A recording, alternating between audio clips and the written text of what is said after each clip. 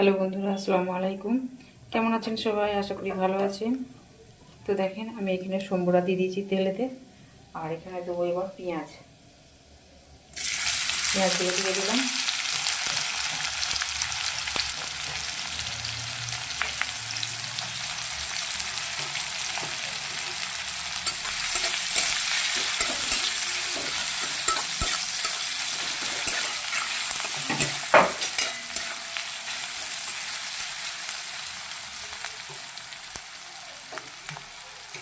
দিয়ে দিলাম রসুনগুলো। আমি রসুন কুচি অনেকটা দিয়েছি, কারণ শাকেতে রসুন কুচি একটু বেশি দিলে ভালো লাগে খেতে।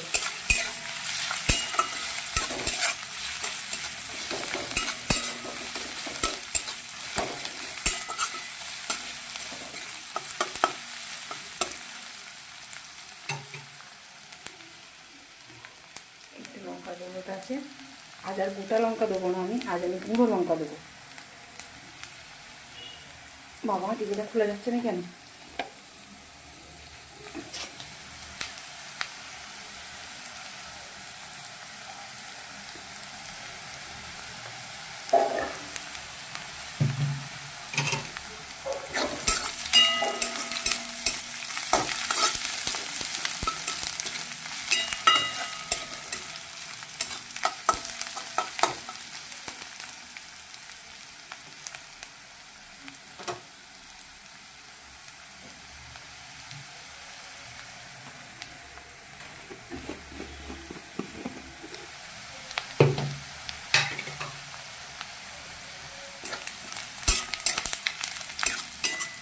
তো বন্ধুরা, রসুনটা আমার সাদা থেকে লাল হয়ে গেছে।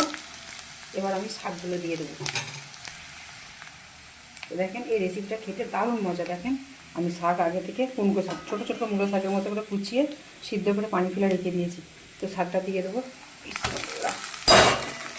তো দিয়ে দিলাম শাকটা। তো একটু লঙ্কার গুঁড়ো দেবো, লঙ্কার গুঁড়োটা দিয়ে দিলাম। এবার আমি নাড়াবো চাড়াবো। এই শাকটা খেতে এত মজা হয়, কী বলবো আপনাদেরকে। আপনারা এবার বাড়িতে বানাবেন। আর কুমড়ো শাক এমনি নরম শাক গলে যায়, এই বলবে না। বেশ পানি দিয়ে এরকম ছোট্টো ছোটো করে কুচিতে হবে, কুচিয়ে নিয়ে আর পানিটাকে ভাপ দিয়ে ফেলে দিতে হবে। আর এইভাবে ভাজি করতে একটু কুমড়ো দিলে দারুণ মজা লাগে। আজ গোটা লঙ্কা দিয়ে আমি গুঁড়ো লঙ্কা দিয়েছি। তো এবার আমি কী করবো, আলু কেটে সরু সরু করে কুচি